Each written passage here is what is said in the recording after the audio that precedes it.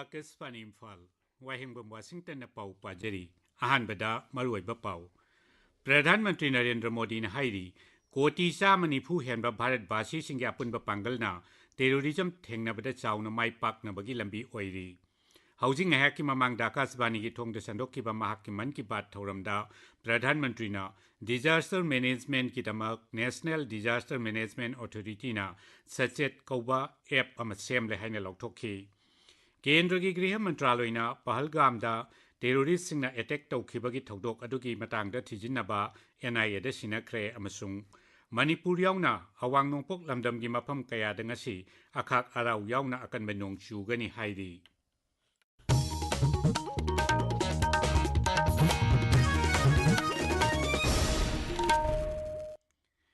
प्रधानमंत्री नरेंद्र मोदी ने हाइरी कोटी चाम निफु हेनब भारतवासी सिंगे अपुनब पांगलना टेरोरिज्म थेंगनबदा माइ पाकनबगी अचौब लंबी ओइरी हाउजिंग हैकी ममांग आकाशवाणी की थोंग संदोखिबा महाकी मन की बात थौरमदा श्री मोदी ना जम्मू काश्मीर हंदक थोखिबा टेरोरिस्ट सिंगे अटैक अदुबु कन्ना यानिंगदबा फोंदोक्लदुना हाई लैबाक असिदा सिंगनरकपा सिंग थेंगननबगी दमक अचेतपा फिरेप लौबताई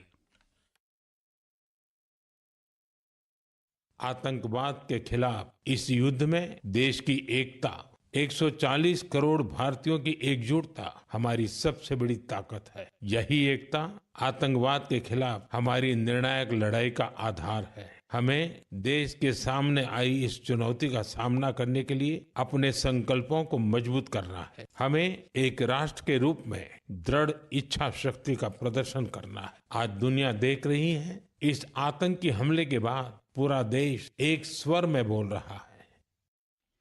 महागनहाई मालेम की लेबाक अमदी लुसिंग कयानसु असिगुंब टेरोरिस्ट के अटैक असिबु कन्ना यानिंगदब फोंदोकनरकपगा लोइनना टेरोरिज्म थेंगनबदा भारत की माइकैदा लेपली महागनहाई असिगुंब टेरोरिज्म की चैथेंग फंगलबसिंगदा अचुंब वायल सोइदन फंगनगनी अमदी चेनब खुदिंगमक अहकप चैराक पीगनी लेबाक असिदा आर्यभट्ट सैटेलाइट तौखिबा सही यांखै आर्यभट्ट लॉन्च तौखिबा सही यांखै मपुंग फारकले हाइना प्रधानमंत्री ना फोंदोकपगा लोइनना ngasi भारत असी मालेम की ओइना स्पेस पावर अमा ओइरे हाइना फोंदोखी प्रधानमंत्री ना हाई ngasi भारत ना माइ पाकलबा स्पेस प्रोग्राम कयादा लमजिंगली मालेम की लेबाक कयाना मखोगी सैटेलाइट थागतपा अमदी स्पेस मिशन ना चिंबगी दमक इसरो की मतेंग लौरी मांगना हाई ngasi नहा कयाना सुंद्रंगी स्टार्टअप ता अनौब पजेंग फिराल थेटप ngamle अमसुंग लेबाक असिदा सुंद्रंगी स्टार्टअप चौहुम हेना थबक तौरी श्री मोदी ना हाई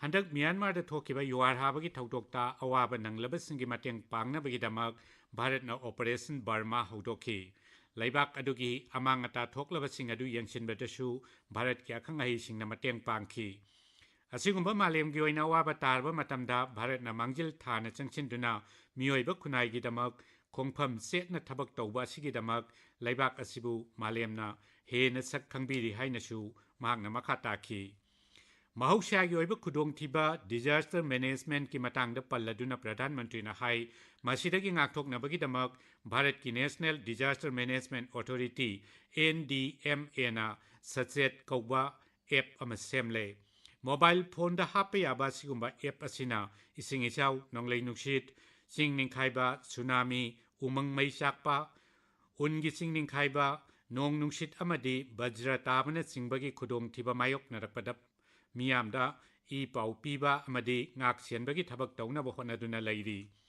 मसिना नोंग नुक्सितना सिंबगा मरी लेनबा पाउ कयादसु अपडेट तौदुना मियामदा खंगली एप असिगी कानबा मियामना लौबिनबसु प्रधानमंत्री ना हाइरी यामलबा भारत की मियाम असिगी चेतलबा निंगबा पांबगी शक्तिना अपुनबगी पांगल सागतुना खोंजंग चंगसिनमिनरबदी अचौबा अवनबा पोरेकी हाइबगी खुदम एक पेर मा की नाम हाइबसिना ओइरे हाइनसु श्री मोदी ना हाइखी खोंजंग असिदा मियामना सरुक याबदा चाउथोकचबा फाउगनी हाइनसु महागना मखा ताखी श्री मोदी ना लेबाक असि निंगतम लानमी लाख कयागी मुनाइद्रबा थौनाबु हिंगनदुना थमनबा होनगदबनी हाइबगा लोइनना मखोइदगी फंगलकपा शक्तिना अमृत कालगी अखोइगी मंगलानबु हेन मपांगल हापली हाइनसु महाकी मन की बात फोंदोखी संविधान कंसी हाइबा पांडमदा राज्य थाकी ओइबा रैली अमा ngasi नुंगथिल Manipur Pradesh Congress Committee na sinduna Imphal gi BT Road ta leiba Congress Bhavan da pangthokani rally aduda All India Congress Committee AICC gi Manipur gi in-charge Christopher Tilak Sharuk Yagani Miyam ga security force ka mari hena phagal hannabagi pandam dangarang Assam Rifles na Hairok Singjamai Hainopok Lelong gi club Chandrakhong gi dukan phamliba singamadi tongan tongan ba khulgi luchingba singa mifam pangthok tuna wa khanakre Assam Rifles na Imphal West Zilla gi Kaithel Manbida tongan tongan ba school gi mahairoi singa masung waja sing yauba thauram amasung ngarang sinduna makhoi ga wari watai sanakre tabiriba pawasi Akasvani Imphal dagini Kendra gi Griha Mantraloina Pahalgamda terrorist na attack tawkhibagi thokdok adugi matangda thijinaba National Investigation Agency NIA da sinakre pau kharana hai hojik agency asina terror attack adugi matangda haunabi matungina kupna thijilagani terrorist na attack tawkhiba mafam maduda NIA gi team amana hanana chatuna yangsilurabani attack adu thasigi kunithoida Jammu Kashmir gi Pahalgam gi Baisaran Umangi Sarukta Thokibani Maduda Mioi Kuntaruk Sikhi Aduga Atai Kayana Sokapan Nangki Med Department Hairi Manipur Yauna Awang Nongpok Lamdam Nongshub Banglagi Sub Himalaya gi Saruk Sikkim Nongpok Thangba Rajasthan Madhya Pradesh Vidarbha Chhattisgarh amasung Karnataka ki Kha Thangba Sarukta Nong Nongsit amade akhak arau yauna ngasi akanba nong churaba yai IMD na hai Delhi, Haryana, Punjab, Rajasthan, Uttar Pradesh amasung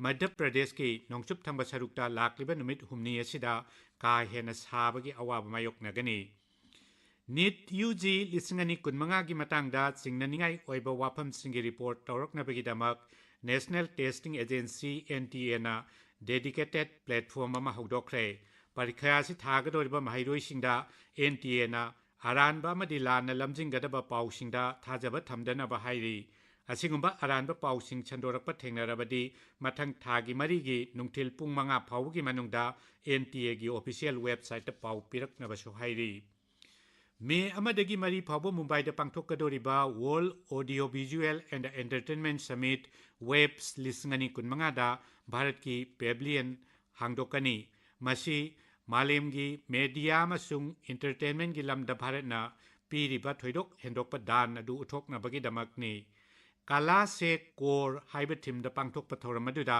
Bharat ki pavilion na Vasudev Kutumbakam haibadi malemasi imung amatani haibagi wakalon uthokani Laibak asigi mahusadagi leijarak labachatnabi singamadi innovation singna Bharatpu wari liba technology amasung amaga sanskriti gi lamda pithok pisin tawnabada malemgi oina mangjil thanaba sem sari Mapal Thauram Mantri Dr. S. Jaishankar na Egypt ki Mapal Thauram Mantri Dr. Badar Abdelatiga terrorism bu mapung phana mayok nanabagi tangai fadabagi matangda telephone da wari sanakre Pahalgam gi terrorist attack adugi matangda laibak adunasu Bharat ki damak lepli haina Dr. Badar na phongdorakhi Aina thingkhrabalup sing Islamic State of Iraq amasung Syria ISIS amadi Hizbul Tahrir ISUT ga mari lainaba terrorist network ki mayok ta sathaba chawbo thawong amada anti-terrorist squad na matai manau yauna mioi mari Jharkhand gi Dhanbad jila gi Wasepur gi fare tongan ba mafam singda thi humbagi thabak chathabada mioi mari adu fabani makoina raija adu gi naharol singa khusam naduna laibaki mayokta thabak kaya chathaki hairi aroibada maroiba pau amukhana Pradhan Mantri Narendra Modi na hairi koti sa manipu henba Bharat basi singa apunba pangalna terrorism thengnabada chawna mai paknabagi lambi oiri haujing haki mamangda Akasvani gi thongda sandokhiba mahaki man ki baat thoramda Pradhan Mantri na Disaster Management ki damak National Disaster Management Authority na Sachet Kauba app ama semle haina lauthokhi Kendra gi Griha Mantraloina Pahalgam da terrorist na attack tawkhibagi thaudok adugi matangda chijinnaba NIA da sinakre amasung Manipur yauna awang nupok lamdam gi mafam kaya da ngasi akhak arau yauna akanba nong chugani hairi Paulo Jere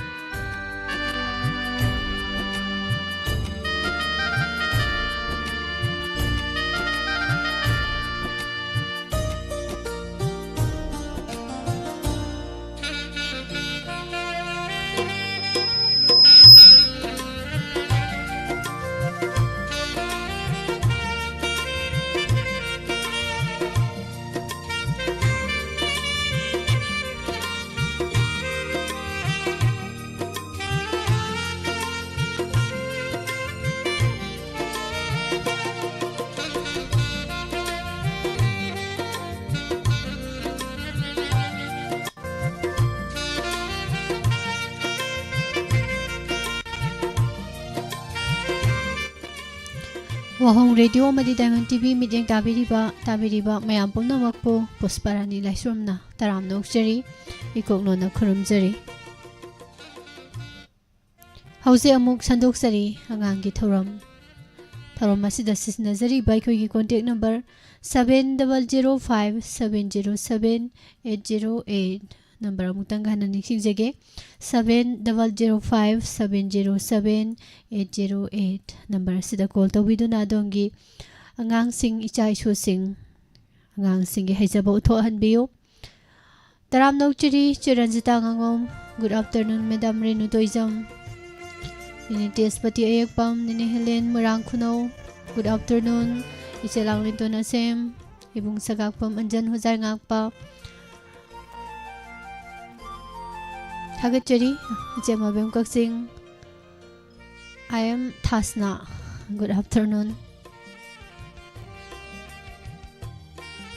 Hagachari Hanahana, Imabimola. Sarakurum Robindro, Ibung Zoy Murang Tem, Pabung Zenta Kumar. Sarjubi, Taram Nokchari, Pretty Nam. Tagachari. Loin na Facebook Live talay biriba mayam busu Taram Nokchari. Kusem radio da.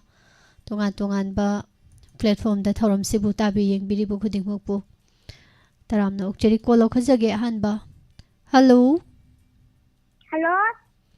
Good afternoon. Good afternoon. Kay maming kauge. Chandrakonggi Sintangambi. Sintangambi kay jang sage. Nga thongba. Nga thongba chaye. Ado hojik karino Sintangambi na mayam da tahan duise. Isay sakke. Isay saktoi ba ko? Ado di hawro ko? Hoi. Panjabara ngaujare nushibana tumhalle haining mana hai sunu ngangning mana ngang sunu taring bawa haini panjaba mejeni tahalo uhalo kanghalo taji nanna chapalambida aina nanti dise Sinang bungai bani meeting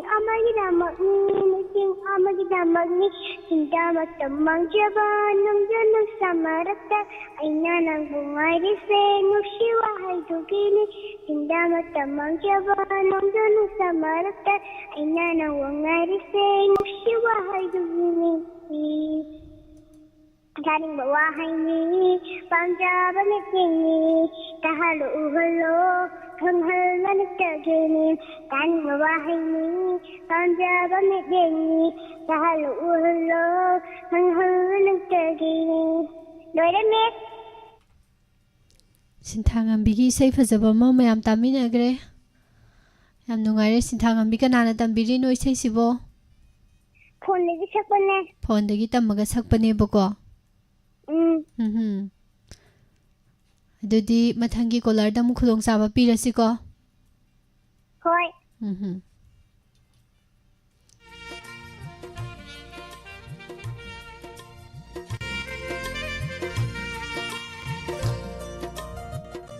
Ima ibe maning thokong taram no oksari. Thagachari. Ima Susila Madam Renu. Iche Kasam Kiran Mala. Thank you Iche. Thagachari. Maisnam Khomdombi, good afternoon. Taram Nokchari. Hello. Hello.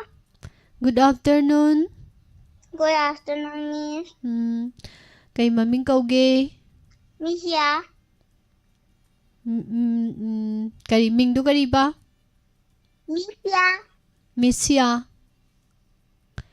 Kay sang saragi. Yerum. Yerum si kamay tawar sa ino. Yerum thongaga chayro kamay sa ino. Thongaga say ba ko? Ado hojik karino. Isay saktoy ra kay dawdoy no. Isay sakdoy ba? Isay saktoy ba? Ati tiền lối nó sao lại kìa. Tiền bị sao lắc tùy bà. Sao lô sao lô. Cái môi làng lấy bà kia. Nói tôm tôi bị thả đôi đô. Uri mà tí phá giấy mà tí ninh thị đô. Sắc tay yên ý hoa tế đô. Chú tay yên ý ta tế đô. Mà bà môi làng ninh thấu ghi. Mì kì mà ní ôi bị đỏ rồi. Aduda loisilage hairo. Ado mishagi lamse karine haba. Kaksin khunyai lekai. Isai yam haire kanan tambiri no isai sibo. Ai ithanda phone nei tara tam. Ithanda tammi ba. Ado hayeng wai chawraga ngahan gi do gari oini haba. Scientist oini haba ni boko. Lai kyam pare. Pare me ama. Pada mali. Dudi mayam paro ko mayam mama. Dudi mathangi kolarda mu khudong sama pirasi ko. Thank you, Miss.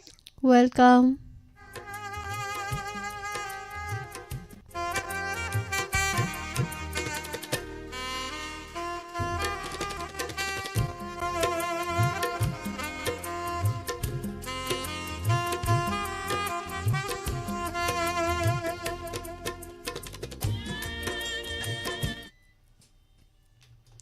Hello. Hello. Good afternoon. Good afternoon. Call to raise kanano. Rosibina. Tarabo. Tare. Call to raise kanano. Rosibina. Rosibina. Kailam dagino Rosibina. Hayrok tagi. Ado Rosibina kari dawduno isay saktuiro. Isay saktoy ba? Hoy. Hauro dudi. Haura gani. Hauro. Nang bamjaba nojari nusugana tumhare nani gana ngang sange ani hai sange tanin gawani bamjaba tahalo uhalo kagana tagin nang nakapalam bida aina nang tilik lise nang tilik lise nusina agni nusini Mati ni amang damang ni amang dom damang jodo aning dum samay ay madang sunay dito no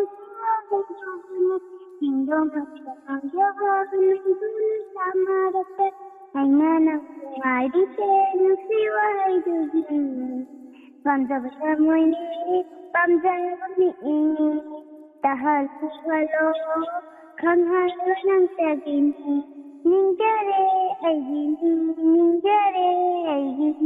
lepraba wakanda, ni hauday ang sabuay tagi, oy nabaya, oy haladay kanagi. Manako bulay teray na nang bungay bada, lepli ay nanasi, sunang natapalam dida. Man so bulay teda nang ngay bad lepli na tunang natapalam dida tamjaba mojade nisiba na tumale hangin dana asanung hangin dana asan taning bawahin tamjaba ni tahalu hallo kangal tejni te kajayni Yam phajagre Rosibina gi sei ado isai se kana tambirino Rosibina. Phone dagi tamba ado kana na sakpano khangbro. Jagoi ga sari do. Ado kana no khangbra ba. Khangdi ya. Ado amaga sake. Hoy. Isai yam haini Rosibina se kana tambirino ba do. Phone day tambane ba. Ado phone da sa iba isai sa iba mi do. Ado su khangjan ga dabane ba ko. Kari isai saktuino mathang ja. Ama palare haido. Yenge salo yenge. Tama na palare naglawa kaji tanda sada malaki musiban se. Tama na palare naglawa kaji tanda sada malaki musiban se lojare. Isa yam hayre Rosibina se hayeng amaga sakpadi yadre hayeng amukta muk saknaba thamoba ko ado hayeng wai jawra kai oiduino Rosibina oja oini ya oja oiradi kai dongni adudi angang sing lai tak tuba kamai takani amta hairo haibrenge angang sing da kamai na haraga lai tak tuino amta hairo haibrenge ba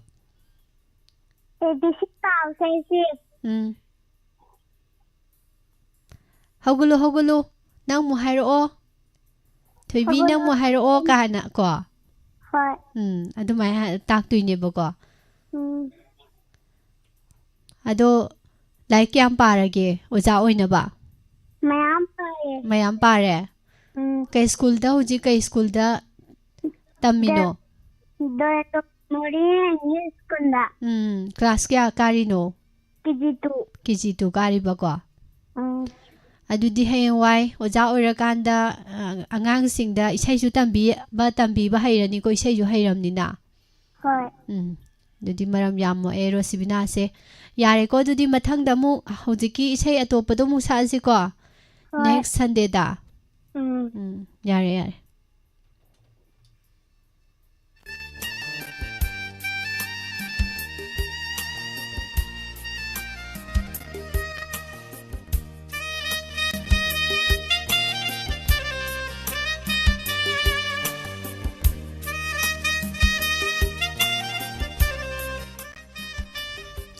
Mathangi kolar amuk lokhatsage hello good afternoon tarabo call tawrai sibu kanano Tanjam Jessica kailamdagi khongjomdagi mingdu kari haiba hojiki do Jessica se isai saktuira kai dauduino sereng thiduira isai saktuiba adudi hawro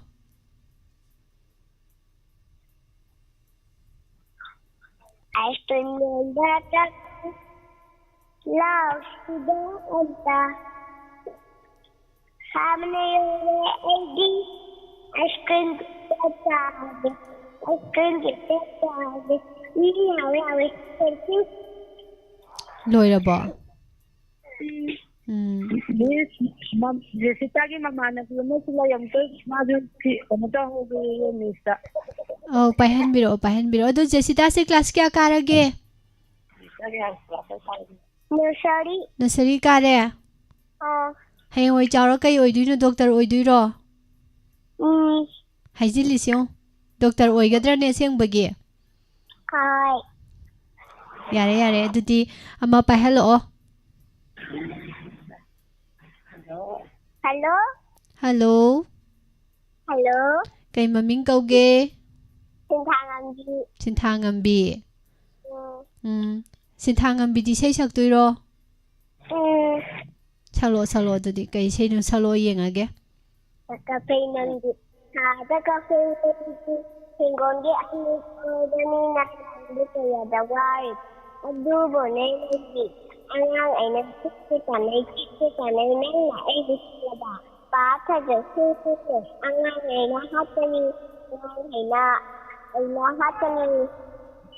Thank you.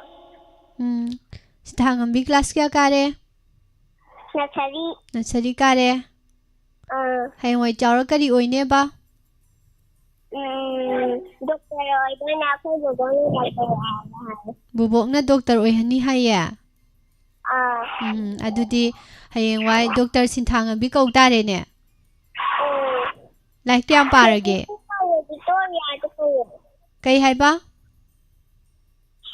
ꯁꯤꯡꯊꯥꯡꯕꯤꯕꯨ ꯀꯧꯋꯦ ꯑꯗꯨꯒ ꯁꯦꯕꯤꯕꯨ ꯀꯧꯋꯦꯕꯀꯣ ꯑꯗꯨꯒ ꯚꯤꯛꯇꯣꯔꯤꯌꯥꯁꯨ ꯀꯧꯋꯦ ꯚꯤꯛꯇꯣꯔꯤꯌꯥꯁꯨ ꯀꯧꯋꯦ ꯀꯩꯒꯤꯅꯣ ꯃꯃꯤꯡ ꯃꯌꯥꯝ ꯀꯧꯔꯤꯁꯤ ꯀꯩꯒꯤꯅꯣ ꯑꯩꯅ ꯊꯣꯟꯖꯕ ꯀꯔꯤꯒꯤꯅꯣꯕ ꯑꯗꯣ ꯃꯌꯥꯝ ꯊꯣꯟꯕ ꯐꯖꯩꯅ ꯐꯖꯕꯒꯤ ꯊꯣꯜꯂꯤꯕ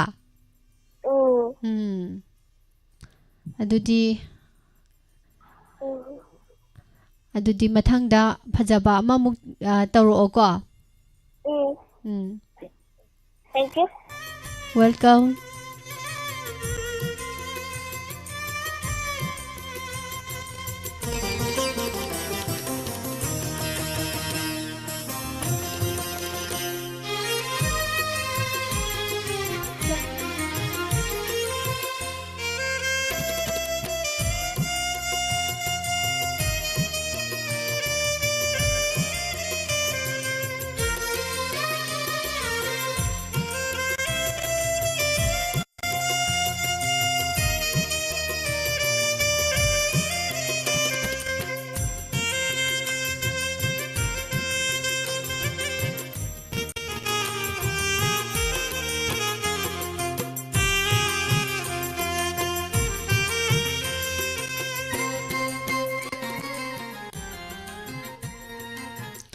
Taram nokchari ma Susila Sarobindro Bunganjan Kisaming Manabi Maibe Maning Thokong Ichelalita Yengkom Imabudipati Dam Thagasari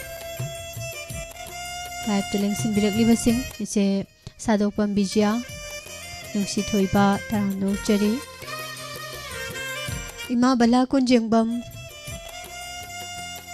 Chema Bengkak Sing Ma Nirmala Naurem Thagasari Thoi Maibong Loinana Facebook Live ta leibiriba sing kaka Samarendra. Good afternoon. Athangi call amuk lokhasage. Hello. Hello. Kaigino khumdrisibo. Tarabo. Tahaudabaine. Maramoi kay maming kauge. Kamlaingan ba? Karingan ba? Kamlaingan ba? Kamlaingan ba? Hoy. Kay lamdagi? Yaripoktagi. Ado hojik karino mayamda tahanduise? Rhymes tahanduiba ko. Adudi haurao? Saminaba haumani puminaba yangmani. Sandago marema pukamba unduna asumlayano. Haura hauro ya hauro namay namita to'o. Una malembo sembiba mapugi linaning nason soluro. Naganabat naman nabigayari kunway kay pangkare. Kunway kay pangkare. Maram yamo e porengan ba kainsang sagi ngasi? Mairen thongba. Mairen thongba chaye. Kanana thongino? Papana thongba. Hoy. Ado porengan ba sa hayang chawra kay oidoino?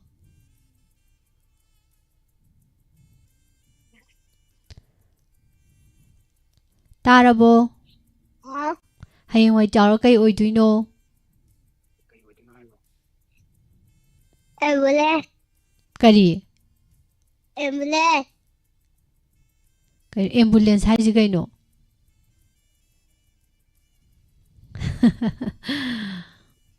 Mi anaba punabdo. Mi anaba punaba ambulance to ado thauduiba? Kaigi? Mi mateng pangnaba. Mi mateng pangnaba? As porengan basi mabuk yam phajani ne dudi? Mi chakabo. Chak chadriye? Thenge. Hoi chara doini ko. Hujik loira chara damni. Adu pilot loina oyudana mathakta aeroplane thaubudo oina ba? Oidoine. Okay. Adudi like mayam pawaro ko. Hoi. Yareiko today. Thank you, Miss. Welcome.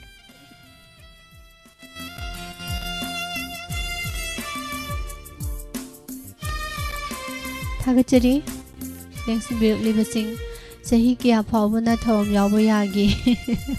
Angang ki thorom hai bani na ibong jiten. Angang ga dum yani. Angang ni sahi kya bo oim no. Ai ju khanto phom gang de doi matang dum de. Mathangi kolam khachari. Thagachari. Ma Rosmani and Drembam. Pabung Zenta, Ima Wahengbam Subita. Selalita, Nusi Toiba. Living, Ima Bimola Konsam, Ima Kedabati Kontozam. Taram no Cheri, Salata. Kolokachage Matangi. Hello. Hello. Good afternoon, Miss. Good afternoon. Kay maming kauge. Sintoiba. Sintoiba. Kay lamdagino. Salungpamdagi. Adudi Sintoiba. Isay saktuira sayang tiduira. Sayang tiduiba ko. Horo adudi. Flip, flap, flip, flap. Like this, my kite. Up and up in the sky. There is so blue and bright. Flip, flap, flip, flap. Goes my kite. Come down to my left. And sometimes to my right. Flip, flap, flip, flap. Pass my kite. High and high above. It fills me with delight. Thank you, Miss. Yam phajagre. Ado sayang do hojiki sayang do. Kari haino khangbra. Khange. Kari haino. Telangana wang na pai. Kadai da no Telangana wang na pai se. Ye tong pai. Atiya dong pai. Atiyado kari haige ba English ta. Sky. Telangadi kay hay ba? Sky. Hay re. Ado hay wai tawar kay oiduino. Police officer. Police officer oiduin ba? Police officer oiradi kay dawni? Mi fuba. Mi fugadra ne. Mi fataba phadaba. Mi fataba phagadaba, mi kanbigadaba ko. Afaba thabak tawgadaba. Adudu lai kyam parage thoi ba? Yana pare. Yam pare ke school da tamino. KK Blue Academy da. Like adudi sayang su phajaba ma thidokre do mathang da su phajaba ma mu thiro ko adudi. Hoi. Yare ko? Hoi. Bye bye. Bye. Welcome.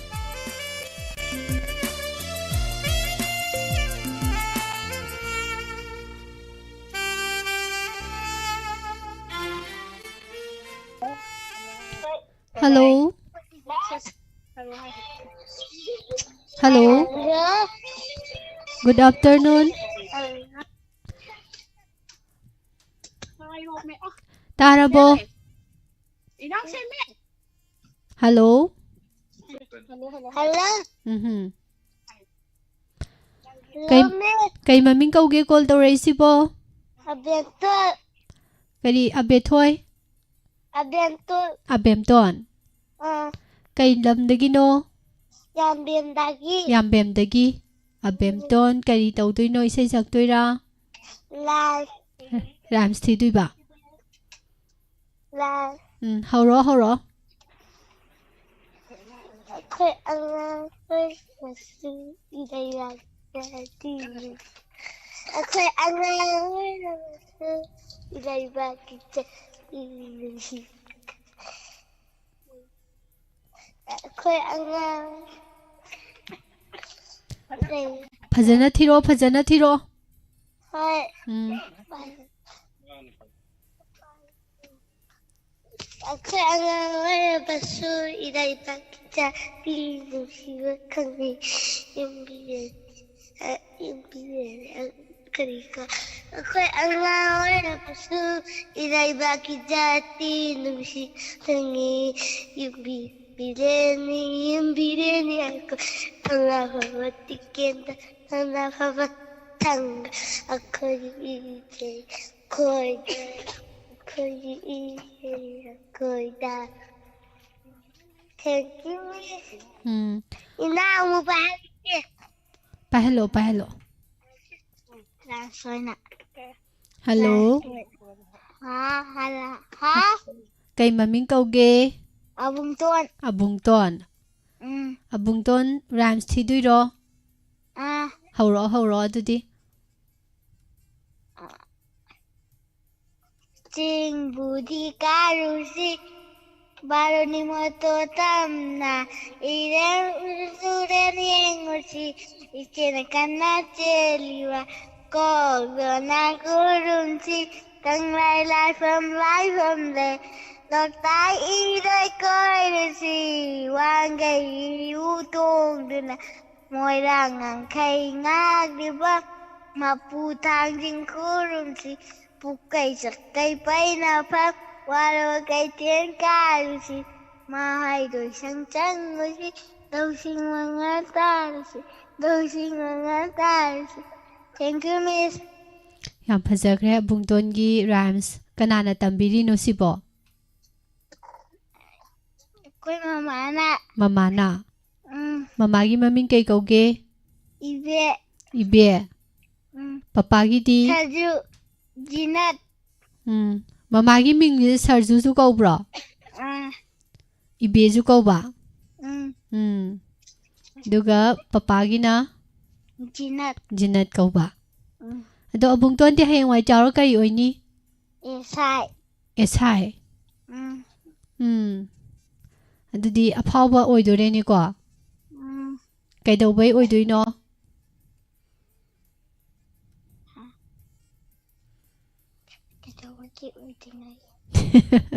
Kanada no hairi dubo mama daro. Nati Kanada. Cece da. Mi fataba bai pudaba Mi fattaba pharaga lamhenba ngausinaba pharaga waraktoiba. Adudi kari tauni. Kari tauni. Loire. Ado esai oinaba lai yam kan pani du ka buya de ko. Maram mo kadabani aran ba taw buya de mama papa na haibada lamhen baya de ko. Losila si ko dudi. Bye bye. Bye bye.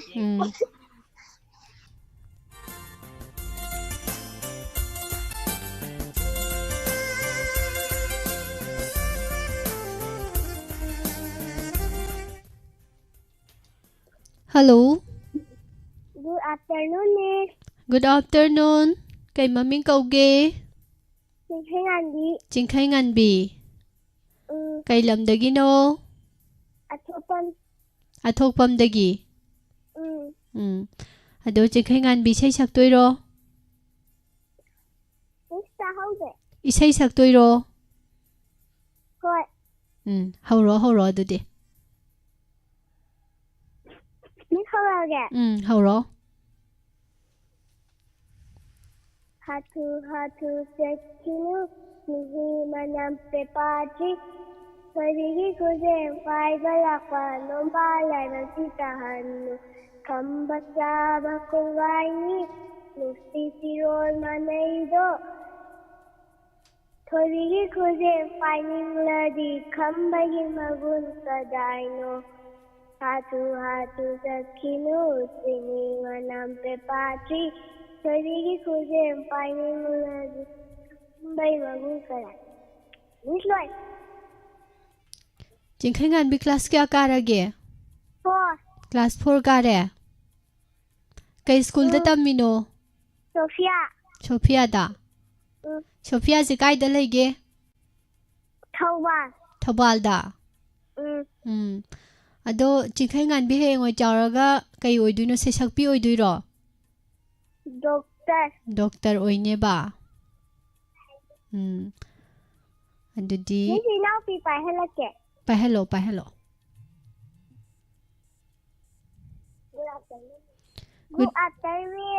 Good afternoon. Kay maming kauge?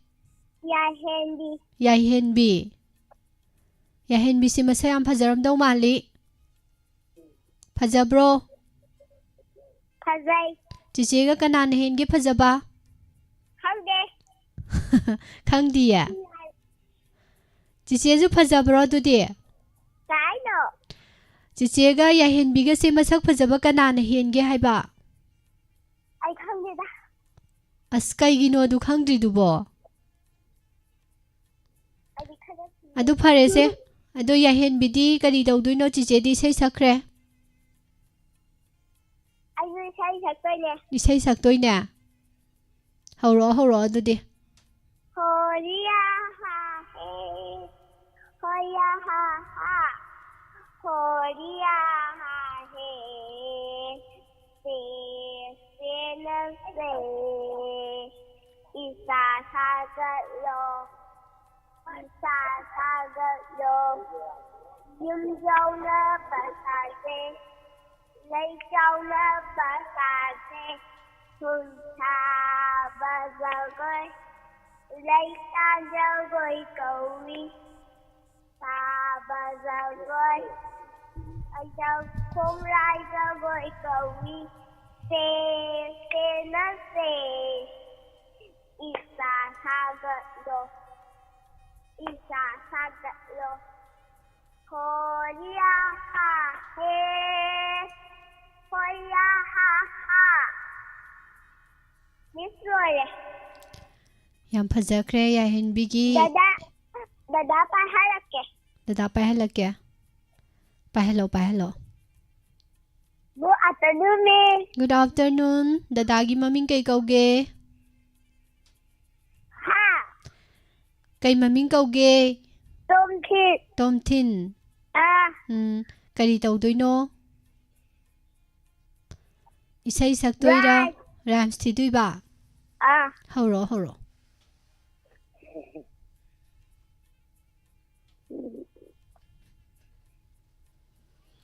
hầu tôm thiên ghi rhymes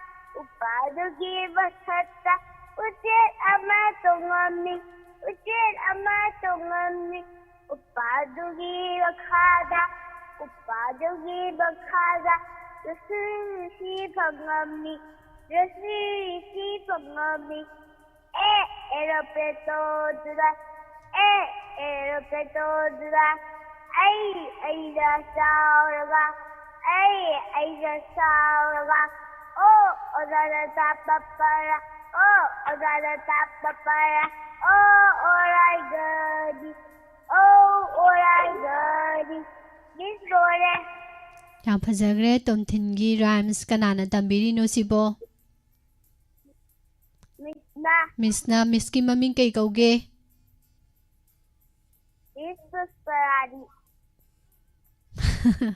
Hauziki rhymes to adu tambiba miss toy maming di kay kauwe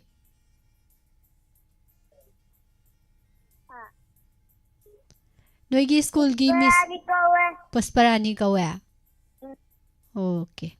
Yam haire tomtin say rhymes TV yam haire hay ngoi chawra kai oiduino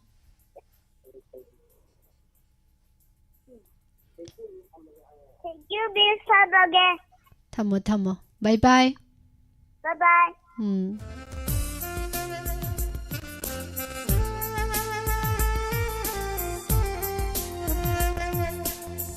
Thabatiri me ampum namak thoi mai bang ibong anjan jema bem kwak sing taram no cheri chelang lenton ma bimola ise lalita taram no cheri che kiran mala kesam sarung bam debla gi ni khai badan handoba sei je thabagi matam se koi gi di ꯍꯦꯛ ꯐꯪꯗꯕꯗꯣ ꯑꯣꯏ ꯑꯗꯨꯅ ꯇꯥꯕꯤꯅꯤꯡꯕ ꯈꯟꯕꯒꯤ ꯇꯥꯟꯖꯥꯗ ꯁꯣꯏꯗꯅ ꯈꯟꯕꯤꯌꯨ ꯏꯕꯨꯡꯖꯣꯏ Moirangthem ꯏꯃꯥꯕꯨꯗꯤꯕꯇꯤ ꯑꯦꯟꯖꯤ ꯄꯥꯎꯅꯝ thank you sir Robindro Khomdram ꯏꯃꯥ ꯄ꯭ꯔꯃꯣ ꯇꯔꯥꯝ ꯅꯣꯛꯆꯔꯤ ꯏꯃꯥ ꯏꯕꯦꯝꯍꯟ sir ꯂꯥꯏꯁ꯭ꯔꯣꯝ ꯏꯟꯗ꯭ꯔꯣ Kumar Meitei ꯊꯥꯒꯠꯆꯔꯤ ꯆꯦ ꯄ꯭ꯔꯃꯦꯁ꯭ꯋꯔꯤ ꯋꯥꯍꯦꯡꯕꯝ ꯃꯦꯗꯥꯝ ꯑꯅꯧꯕꯤ ꯈꯦꯇ꯭ꯔꯤꯃꯌꯨꯝ ꯊꯥꯒꯠꯆꯔꯤ ꯌꯦꯡꯁꯤꯟꯕꯤꯔꯛꯂꯤꯕ ꯄꯨꯝꯅꯃꯛ ꯑꯉꯥꯡꯁꯤꯡꯕꯨ ꯄꯨꯛꯅꯤꯡ ꯊꯧꯒꯠꯄꯤꯌꯨ ꯑꯗꯨꯒ ꯑꯩꯈꯣꯏꯅ ꯃꯇꯝ ꯑꯃꯗ ꯑꯉꯥꯡꯒꯤ ꯊꯧꯔꯝ ꯀꯥꯟꯗ ꯁꯨꯝ ꯇꯣꯉꯥꯟ ꯇꯣꯉꯥꯟꯕ ꯔꯦꯗꯤꯑꯣꯗ ꯇꯥꯔꯛꯄ ꯀꯥꯟꯗꯗꯤ ꯆꯍꯤ 10ꯒꯤ ꯃꯊꯛ ꯑꯗꯨꯒ ꯆꯍꯤ 7, 9, 10 ꯁ꯭ꯋꯥꯏꯒꯤ ꯑꯉꯥꯡ ꯑꯌꯥꯝꯕꯒꯤ ꯇꯥꯔꯛꯑꯦ ꯑꯗꯣ ꯍꯧꯖꯤꯛ ꯏꯁꯩ ꯁꯛꯂꯛꯏꯕ ꯔꯥꯏꯝꯁ ꯁꯛꯂꯛꯏꯕ ꯑꯉꯥꯡꯁꯤꯡꯁꯤꯗꯤ ꯆꯍꯤ 5 ꯁꯨꯗꯕ 2, 3 ꯍꯥꯏꯅ ꯁꯨꯔꯕ ꯂꯣꯟ ꯊꯣꯛꯂꯛꯄꯗ ꯉꯥꯏꯔꯤꯕ ꯑꯉꯥꯡꯅ ꯑꯌꯥꯝꯕꯅꯤꯀꯣ ꯍꯧꯖꯤꯛ ꯌꯥꯎꯔꯛꯏꯁꯤꯡꯁꯦ ꯑꯗꯨꯒ ꯑꯌꯥꯝꯕꯅ ꯑꯩꯈꯣꯏꯒꯤ ꯀ꯭ꯂꯥꯁ 7, 8, 9 ꯀꯥꯕ ꯁ꯭ꯋꯥꯏꯒꯨꯝꯕꯒꯤ ꯆꯥꯡꯗꯤ ꯑꯝꯇ ꯌꯥꯎꯔꯛꯇ꯭ꯔꯦ ꯃꯇꯝ ꯑꯃꯗꯗꯤ ꯑꯩꯈꯣꯏꯅ ꯃꯣꯅꯣꯂꯣꯒꯀꯥꯁꯦ ꯑꯉꯥꯡꯗꯤ ꯑꯗꯨꯝ ꯇꯥꯏꯌꯦꯕꯀꯣ ꯑꯗꯣ ꯍꯧꯖꯤꯛꯀꯤ ꯄꯤꯛꯏꯕ ꯑꯉꯥꯡꯁꯤꯡꯁꯤꯒꯤ ꯑꯣꯏꯅꯗꯤ ꯑꯗꯨꯒꯨꯝꯕꯒꯤ ꯈꯨꯗꯣꯡꯆꯥꯕꯗꯤ ꯂꯩꯇꯦ ꯑꯗꯨꯒ ꯌꯥꯝ ꯉꯛꯄ ꯑꯃ ꯉꯁꯤ ꯉꯔꯥꯡꯇ ꯊꯣꯛꯂꯛꯏꯕ ꯏꯁꯩꯐꯧꯗꯀꯣ ꯄꯤꯛꯈ꯭ꯔꯕ ꯑꯉꯥꯡ ꯆꯍꯤ 4, 5ꯒꯤ ꯑꯉꯥꯡꯁꯤꯡꯁꯤꯅ ꯁꯛꯂꯛꯄꯁꯦ ꯅꯨꯡꯁꯨ ꯅꯨꯡꯁꯤ ꯑꯉꯛꯄꯁꯨ ꯄꯣꯛꯏ ꯍꯥꯏꯇꯥꯔꯦ ꯑꯗꯣ ꯌꯥꯝ ꯅꯨꯡꯉꯥꯏꯖꯩ ꯄꯨꯝꯅꯃꯛꯄꯨ ꯊꯥꯒꯠꯆꯔꯤ ꯍꯟꯅ ꯏꯆꯦ ꯔꯣꯁꯣꯕꯇꯤ ꯑꯙꯤꯀꯥꯔꯤ ꯃꯌꯨꯝ ꯇꯔꯥꯝꯅ ꯑꯣꯛꯆꯔꯤ ꯆꯤꯡꯉꯥꯈꯝ ꯁꯔꯖꯨꯕꯤ ꯉꯥꯟꯊꯣꯏ ꯃꯩꯁꯅꯥꯝ ꯐꯣꯟ ꯐꯪꯗ꯭ꯔꯦꯅ ꯍꯥꯏꯕꯤꯔꯛꯏ ꯂꯦꯞꯇꯅ ꯑꯝꯇꯪ ꯇ꯭ꯔꯥꯏ ꯇꯧꯕꯤꯔꯛꯑꯣ ꯃꯇꯝ ꯉꯥꯏꯍꯥꯛ ꯂꯩꯖꯔꯤ ꯄꯥꯕꯨꯡ ꯖꯦꯟꯇ ꯊꯥꯒꯠꯆꯔꯤ ꯁꯛꯃꯤꯡꯐꯥꯎ ꯃꯤꯡ ꯃꯥꯟꯅꯅ ꯍꯥꯏꯔꯛꯄꯗ ꯆꯃꯝꯅꯔꯨꯔꯕ꯭ꯔꯥꯅ ꯍꯪꯕꯤꯔꯛꯑꯦ ꯆꯃꯝꯅꯔꯨꯔꯦ ꯅꯦꯅꯦ ꯋꯥꯏꯈꯣꯝ ꯊꯣꯏꯕꯤ ꯊꯥꯒꯠꯆꯔꯤ ꯏꯃꯥ ꯏꯕꯦꯝꯃ ꯅꯤꯡꯊꯧꯈꯣꯡ ꯏꯃꯥ ꯃꯅꯤꯇꯣꯝꯕꯤ ꯌꯨꯝꯅꯥꯝ ꯊꯥꯒꯠꯆꯔꯤ ꯌꯦꯡꯁꯤꯟꯕꯤꯔꯛꯂꯤꯕ ꯄꯨꯝꯅꯃꯛ ꯃꯊꯪꯒꯤ ꯀꯣꯜ ꯑꯃꯨꯛ ꯂꯧꯈꯠꯆꯒꯦ ꯍꯜꯂꯣ ꯒꯨꯗ ꯑꯐꯇꯔꯅꯨꯟ ꯀꯣꯜ ꯇꯧꯔꯛꯏꯁꯤꯕꯨ ꯀꯅꯥꯅꯣ ꯄꯥꯌꯜ ꯀꯩ ꯂꯝꯗꯒꯤ ꯁꯉꯥꯏꯈꯣꯡꯗꯒꯤ ꯑꯗꯣ ꯄꯥꯌꯜ ꯀꯔꯤ ꯇꯧꯗꯣꯏꯅꯣ ꯏꯁꯩ ꯁꯛꯇꯣꯏꯔോ ꯀꯩꯗꯧꯗꯣꯏꯅꯣ ꯁꯩꯔꯦꯡ ꯊꯤꯒꯦ ꯍꯧꯔꯛꯑꯣ ꯑꯗꯨꯗꯤ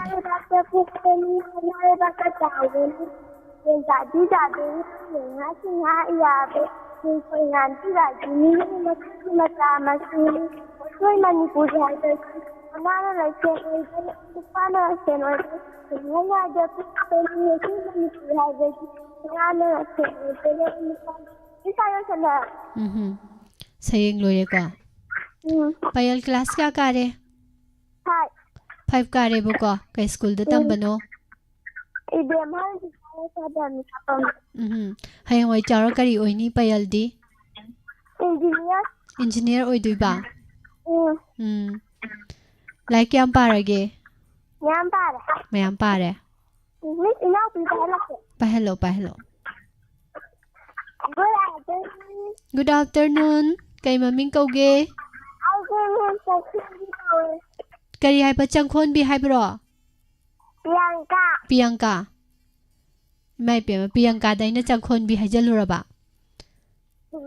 ꯑꯗꯣ ꯄ꯭रिꯌꯪꯀꯥ ꯀꯩ ꯔꯥꯏꯝꯁ ꯊꯤꯗꯣꯏꯔꯥ ꯏꯁꯩ ꯁꯛꯇꯣꯏꯔꯥ ꯀꯩꯗꯧꯗꯣꯏꯅꯣ ꯏꯁꯩ ꯍꯧꯔꯛꯑꯣ ꯑꯗꯨꯗꯤ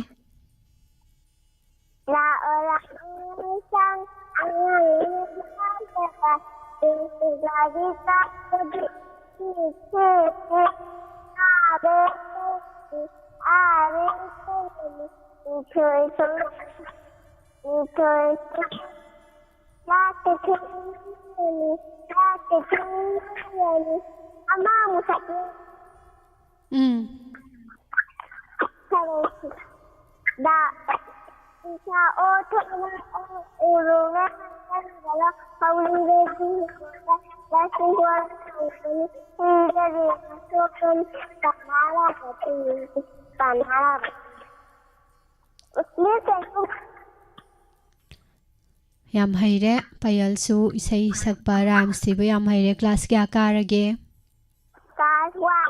ꯀ꯭ꯂꯥꯁ 1 ꯀꯥꯔꯦ ꯑꯗꯨꯗꯤ ꯑꯗꯨꯝ ꯆꯤꯆꯦꯒ ꯏꯕꯦꯝꯍꯟ ꯑꯦꯀꯥꯗꯃꯤꯗ ꯑꯗꯨꯝ ꯇꯝꯃꯦ ꯍꯌꯦꯡꯋꯥꯏ ꯆꯥꯎꯔ ꯀꯩ ꯑꯣꯏꯅꯤ ꯗꯣꯛꯇꯔ ꯑꯣꯏꯗꯣꯏꯕ Chichena engineer oidoba aduga kainona Priyankana doctor oidoiba. Adudi like kana paro ko. Pare. Mayam patho ko. Hoi. Yare ko dudi. Bye bye. Thagachari mayam pumnama. Ima ngau bisoro khaibam karong taram no jari konjengbam singlen angang singse yam haire da naibi ima thambal tombi loitong bam taram no jari ma busu mamali tombi pretty nam chelalita yengkhom thagachari chahi kuntra dagi hongfu phawbi program do mukta pangthok ningbagi apamba leijai adudi dum pangthoi thorom ji adum manung jalle da madam renu Thagachari angang ka pe phone phangdabagi na ngan thui mai sam na haibire anta phangadi nungai dongni aduga mayam angang sing haujiki adum chahi matang gi angang sing hai tare ko pung tamba pung yeiba tamba dai note isai tamba dai isai tamba angang ga mayam leidana adum charu ya hanbiyo mama pa sing na hai tare ko Hostagi hona adui angang do mudi hai kai lam dagi no adui lam da leibado haidi ming lefam loi harak tuin jana ko dun loi khang duin jana na hojitagi dum simaina khangi ba mayam na sakhangi ba do sigi thorom sida do ki matik kaino tawni hai tare mayam na khangbada khangba ma oini sigi thorom sidagi hai tare duna angang sing Isai tamba, pung tamba, basi tamba, adum yarangani, note isai tamba, radio da tawba ya ba hai tare ko haijaba sing utho hanbiyu.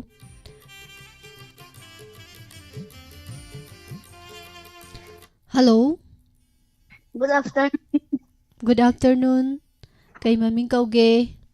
Hamramaning ka de khaiba malem. Malem kay jang sarage.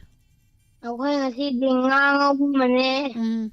Do kangsoi mane. Kangsoi mane ngang opam ne chare bako. Do malem isai saktoi ro. Saying thi ba. How ro adudi. I like to look up into the sky and watch the clouds go sliding by. I like to see them large and small. I like to try to count them all. I like them when they are dark before the rain begins to pour and pour. Thank you, Miss. Malem class kya karage? 4. 4 kare kay school dano tamise. Brighton School. Malem de he wai kari oidui ba. Police officer. Police officer oine boko. Dudi lai yam patare ne ko. Lai heina ba duga gyan taba police officer oige haradi ko. Hoi Miss. Gyan taba ngausina daba oitare. Lai ke am heiba. Yare ko dudi. Hoi Miss. Thank you. Welcome.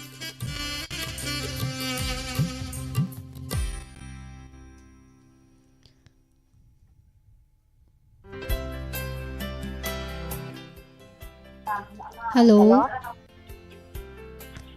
Hello. Good afternoon. Good afternoon, Miss. Call to raise kanano. Pwede nga ba na, Miss? Pwede ngan ba? Kay lamdagi. Layong Ten Pitra day. Layong Ten Pitra dagi. Pwede ngan ba kay jang sarage? Yerum thong ba? Yerum thong ba jare boko? Adu hauro kay daw duy no hauro? Saying thi doon eh. Saying thi duy ne. Ke bo yang siya sa ko sambo kay gin makaw na ba para nang si ko pa de sa lo para gin ka pa de. Wala Miss. Adu pwede ngan ba yam thu na thi ko sayeng do? Sayeng di phajana tapna thi ga da ba phajana ko. Duga Miss na kay daw duino hanga kanda Miss ay sayeng thiza doini haiga da ba. Lady Miss ay call to raise dudagi ming adu kawi ka haidu phajana haiba tamga da ba ko. Adoradi hayngwai chawra dum phajagrani ꯁꯛꯁꯨ ꯐꯖꯔꯅꯤ ꯂꯝꯆꯠ ꯁꯥꯖꯠꯁꯨ ꯐꯖꯔꯅꯤ ꯂꯣꯏ ꯐꯖꯕ ꯑꯣꯏꯔꯅꯦꯕꯀꯣ ꯌꯥꯏꯀꯣ ꯈꯪꯉꯦꯀꯣ ꯒ꯭ꯌꯥꯟ ꯇꯥꯔꯦꯀꯣ ꯍꯥꯏꯕ ꯌꯥꯗꯦ ꯑꯗꯨ ꯇꯥꯗ꯭ꯔꯤ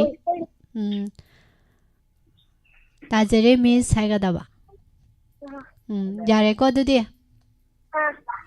ꯑꯃꯨꯛꯁꯨ ꯍꯥꯏꯔꯦ ꯊꯝꯃꯣ ꯊꯝꯃꯣ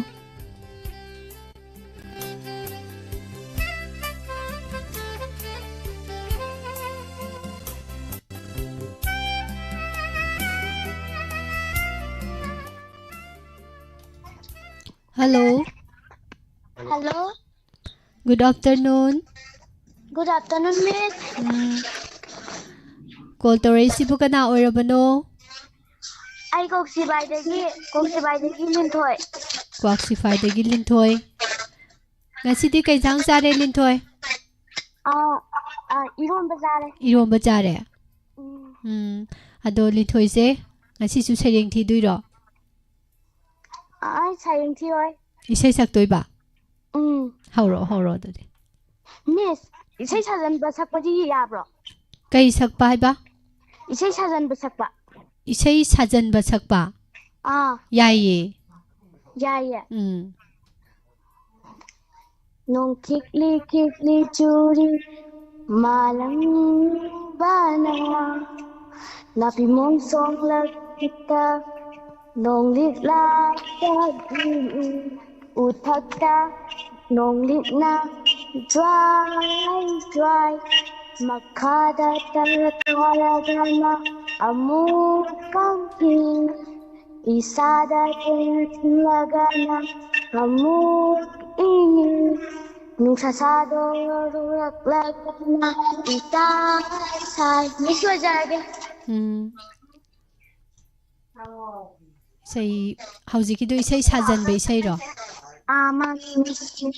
Kanana takpirino? Ay, itom sajanjabani, Miss. Thanda sajanjarinebako? Adudi yam haireko Linthoise? Ado mathangdasu fajaba ma? Adu khitang sanglap tawna saoko adudi? Hoi, Miss. Haujikido khitang teleba. Yareko adudi Linthoi? Hoi, Miss. Bye, Miss. Bye.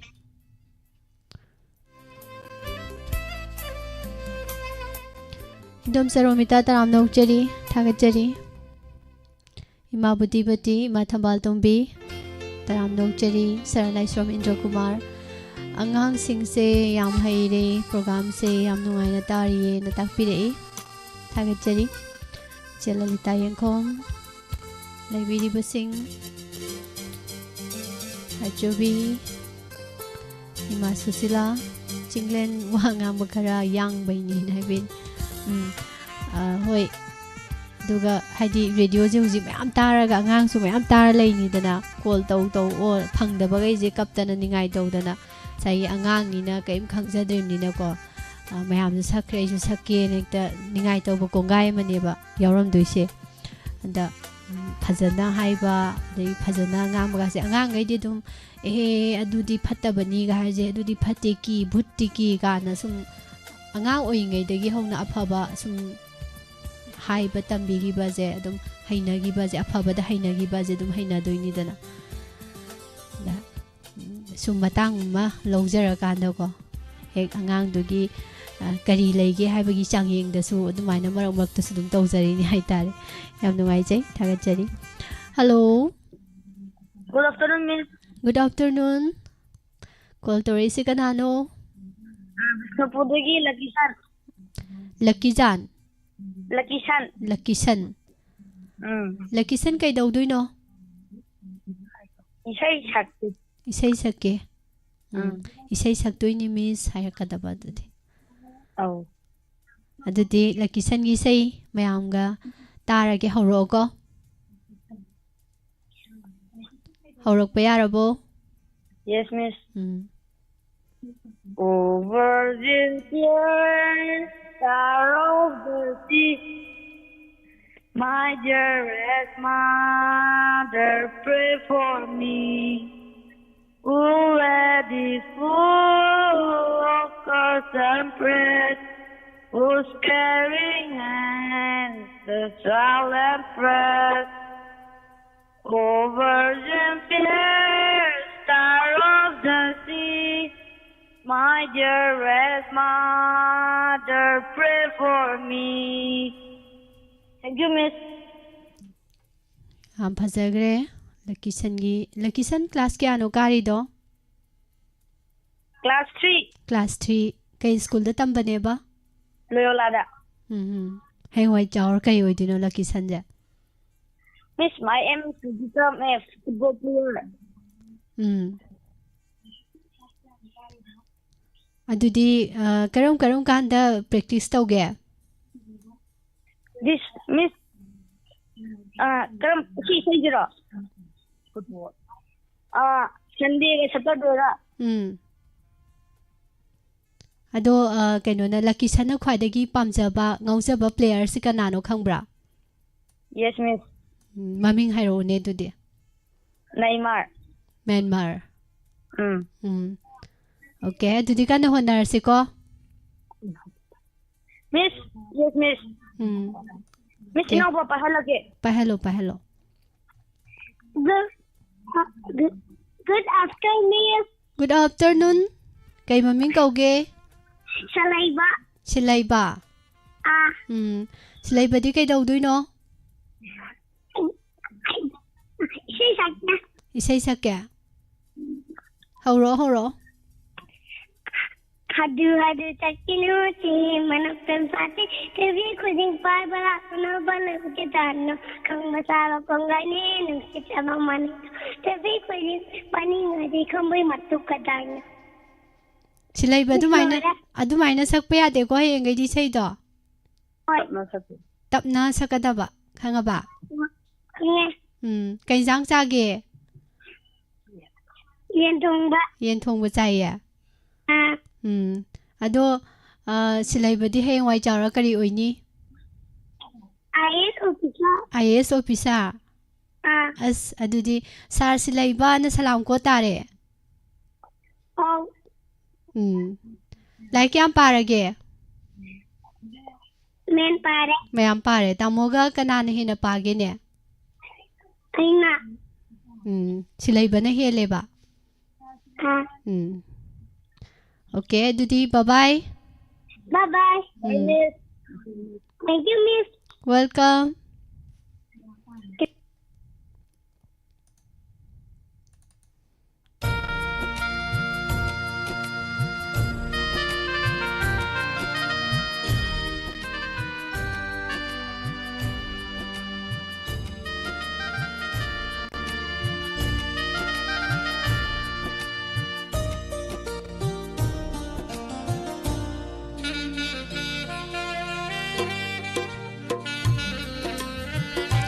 थागचरी संदोक्चरीबा ngangi thorom asigi aroiba caller lakhochage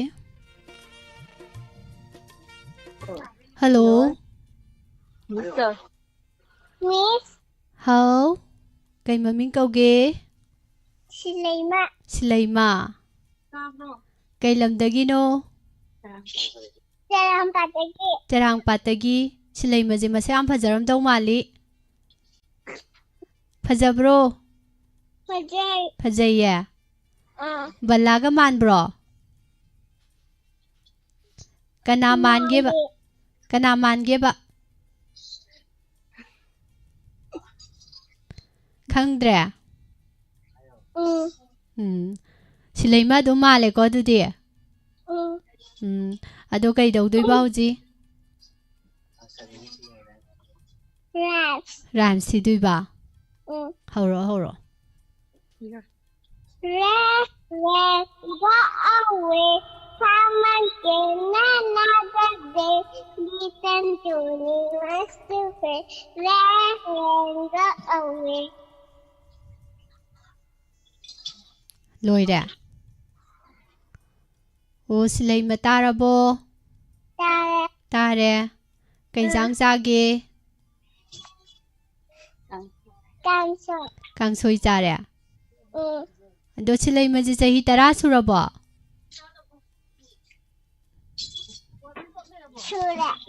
सुरे ꯑꯗꯨꯗꯤ ꯂꯩꯁꯥꯕꯤ ꯐꯥꯔꯕꯣ Hara.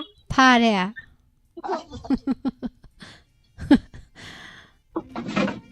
ꯍꯌꯦꯡꯋꯥꯏ ꯆꯥꯎꯔꯒ ꯀꯔꯤ ꯇꯧꯗꯣꯏꯅꯣ Oja. ꯑꯣꯖꯥ ꯑꯣꯏꯗꯣꯏꯕ ꯑꯦ ꯖꯒꯣꯏ ꯁꯥꯔꯣꯏꯗ꯭ꯔꯣ ꯍꯥꯏꯁꯦ Jahi mama suya. ꯆꯍꯤ 5 ꯁꯨꯔꯦ ꯑꯗꯨꯒ ꯀꯩꯒꯤ ꯆꯍꯤ 10 ꯁꯨꯔꯦ ꯍꯥꯏꯖꯜꯂꯤꯕ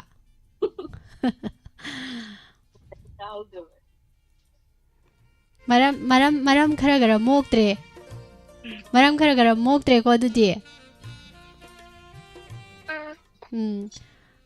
ꯃꯔꯝ ꯃꯣꯛꯑꯣꯀꯣ ꯉꯁꯤꯗꯒꯤ Hoi. ꯍꯌꯦꯡꯗꯩꯗꯤ ꯆꯍꯤ 10 ꯁꯨꯗ꯭ꯔꯤ ꯍꯥꯏꯗꯧꯕꯀꯣ ꯌꯥꯔꯦꯀꯣ Hoi. Bye bye. Bye.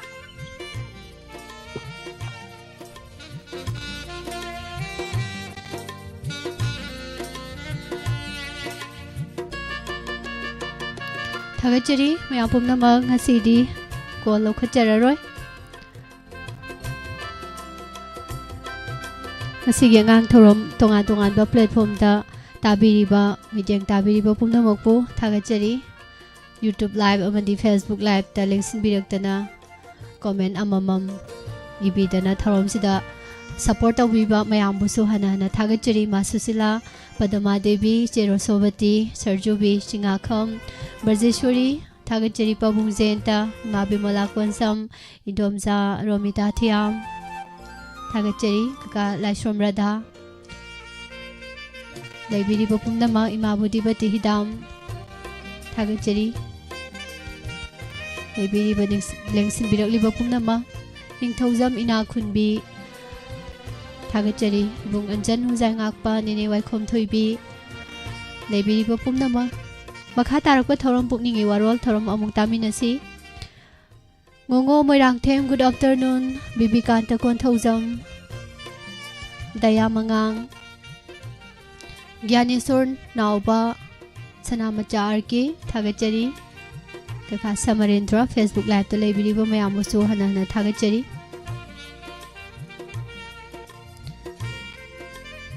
Makha tarakpa mathangi page ta pukningi warol thoram amuk mayam puna saruk yaminasi loinana nungthel pung ahum makhai tarakpa matamda nomaijingi akhanaba thoram ahalongi thoram mayam thoram sida mayam bo mungai duna lejeromge pumnamakpu hojikidi pusparani laishromna amuka hana thoram loisinjabagi ayaba lawjabaga loinana khurumjere